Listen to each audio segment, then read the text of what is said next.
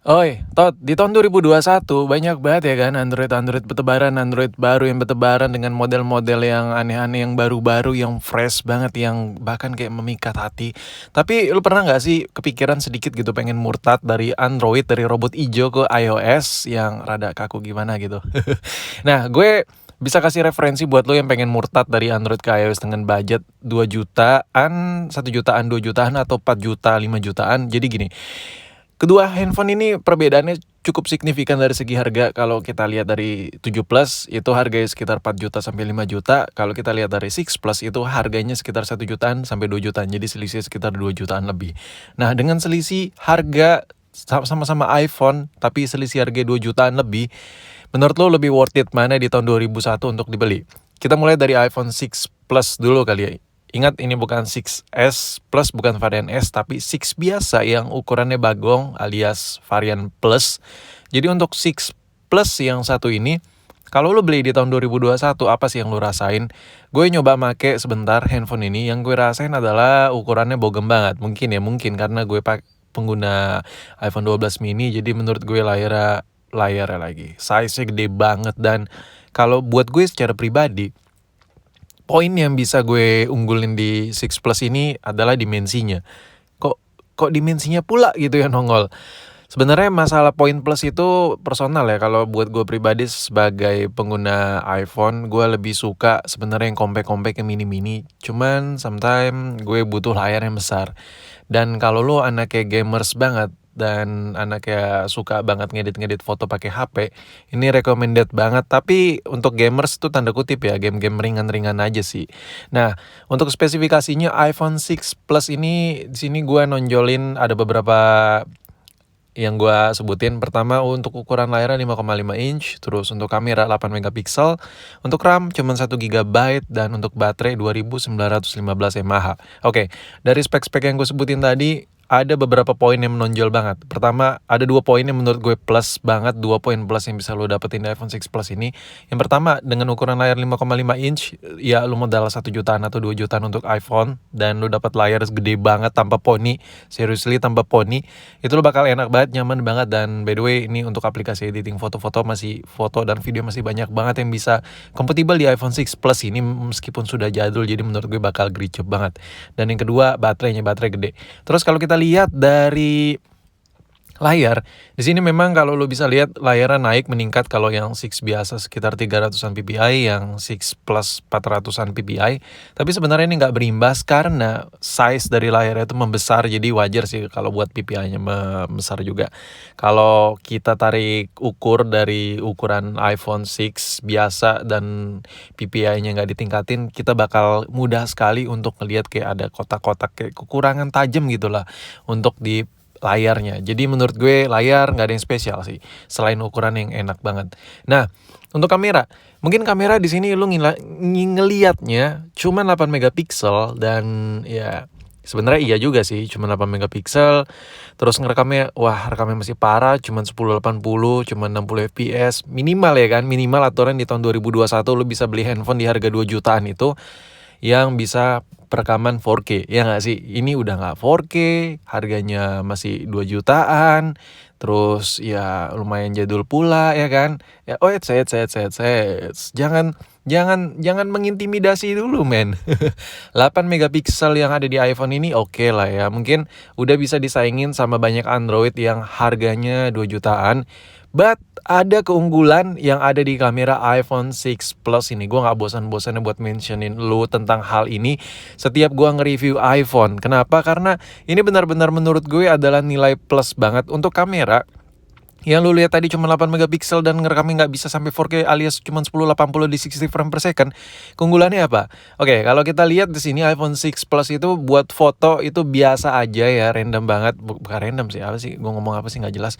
Kalau buat ngerekam untuk foto maksud gue itu biasa aja, jepret ya, kayak biasa sih, hasilnya ya biasa aja cuma 8 megapiksel. Kalau lu bandingin Android 2 jutaan, lu bisa dapat yang udah 40-an, yang udah 60-an, yang udah ya bodo amat lah ya, pikselnya gede-gede banget. Tapi kalau di iPhone cuma 8 megapiksel, dan di sini juga nggak ada night mode-nya. Jadi ya kalau lu foto gelap-gelapan bakal banyak banget ya bintik-bintik noise dan lain-lain, itu mengganggu sekali. Tapi nilai plusnya apa bang? Dari tadi lu sebutin. Nah ini nih, Untuk hasil perekaman video, gila, ajib men. Jadi gua bisa, ya coba kita taruhan deh.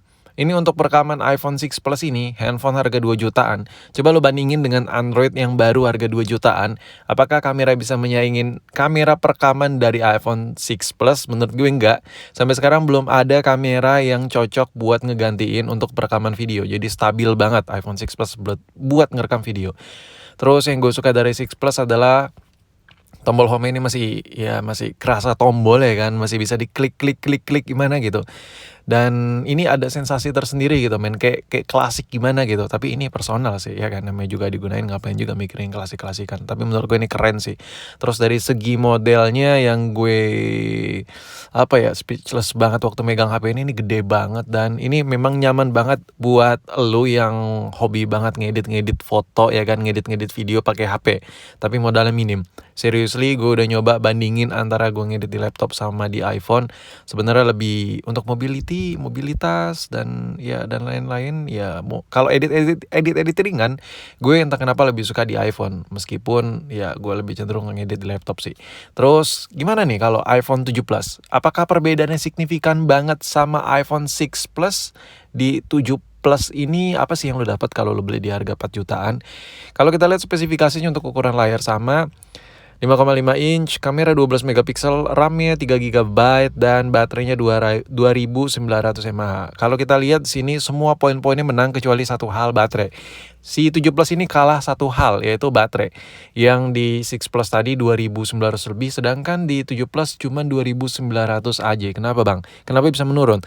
Karena posisi lagi, ruang yang ada di dalam iPhone 7 Plus ini dikit, nggak selebar, nggak sekopong iPhone 6 Plus.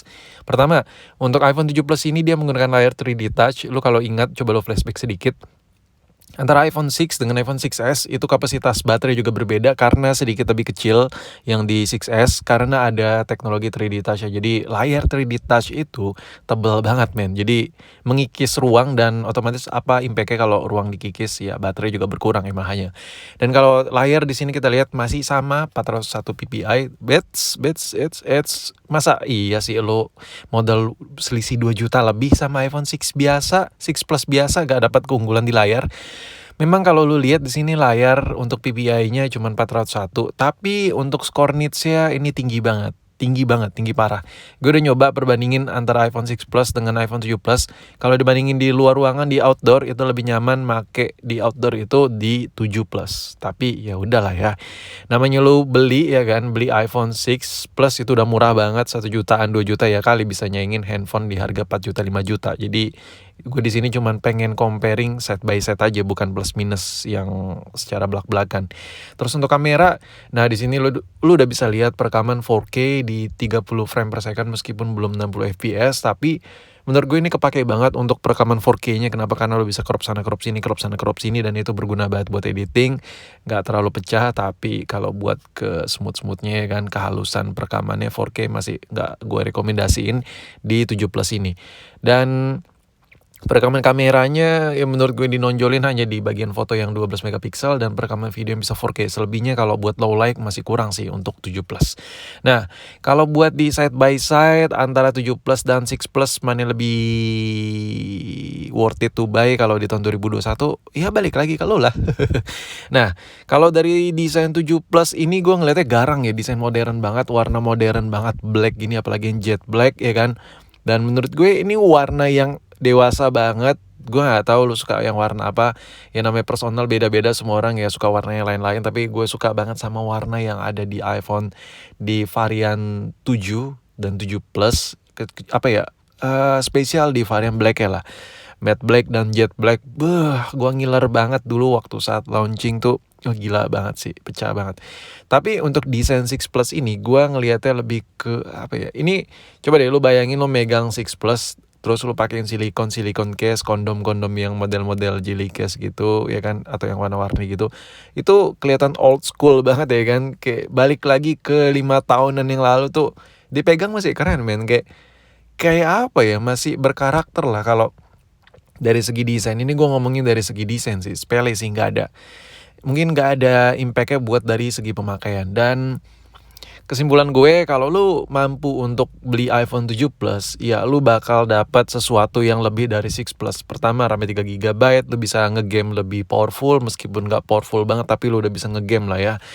Dan untuk perekaman video jauh lebih baik, ada 4K-nya, lu bisa crop sana crop sini. Jadi buat editing, buat file-file yang mau diedit juga ya lebih gacor, bukan lebih gacor, lebih cepat, lebih easy karena RAM-nya gede banget dan chipsetnya juga lebih baru daripada 6 Plus.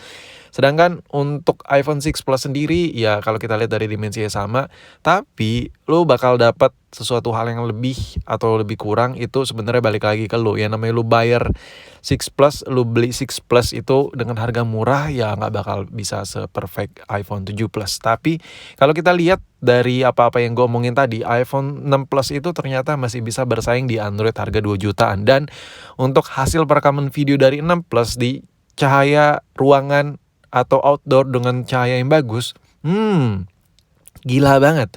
Gue yakin lo gak bakal kecewa untuk masalah kamera perekaman di 6 Plus untuk cahaya yang cukup ya. Dan di akhir video seperti biasa kalau gue ngebahas soal iPhone, ujung-ujungnya apa tuh bang? Ujung-ujungnya promote lah. Jadi buat lo yang pengen dapetin iPhone 6 Plus atau iPhone 7 Plus, cek aja link ya, ada di deskripsi di bawah video ini. Gue jual, tapi sorry kalau stoknya dikit tipis karena gue juga jual di offline juga. Jadi ya kalau stoknya habis ya harap dimaklumin. Tapi ya coba cek dulu lah, buat siapa tahu lu ada minatan buat beli 6 Plus atau 7 Plus, cek aja linknya. Dan sampai di sini video gue, dan gue coba tanya satu hal ke lo. Kalau disuruh pilih beda 2 juta, lu pilih yang mana sih? 6 Plus atau 7 Plus kah?